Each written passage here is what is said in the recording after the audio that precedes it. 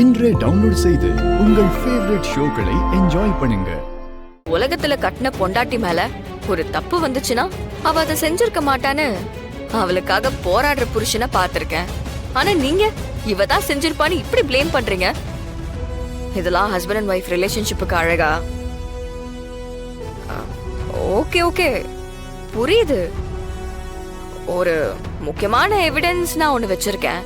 அதை பார்த்துட்டு நீங்க என்ன திட்டுறத கண்டினியூ பண்ணுங்க.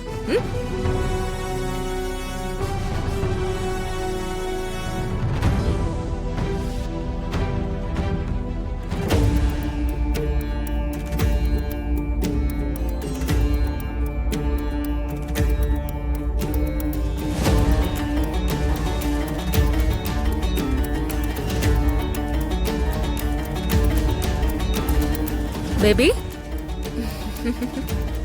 வாங்க. என்ன டைமிங்.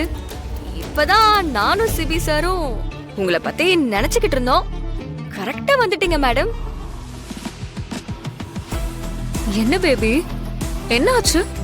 ஓ மேடம் இன்னும் பார்க்கலையா? ஆக்சுவலா இதுதான் நியூஸ்ல வந்திருக்கணும், ஆனா போடல. பாக்குறியா?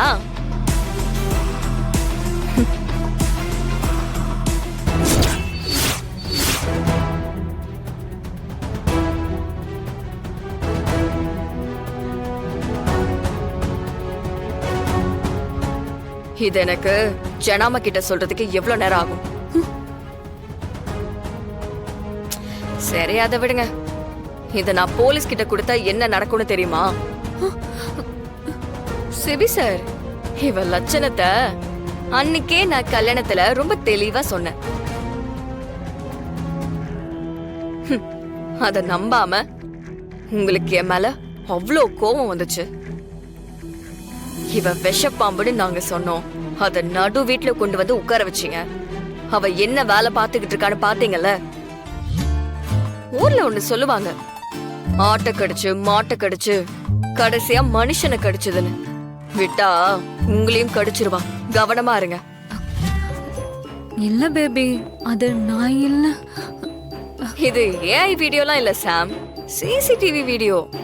தப்பு பண்ணும்போது கொஞ்சம் கவனமா பண்ணிருக்கலாம். பாவம் கேர்லெஸ்ஸா பண்ணிட்ட.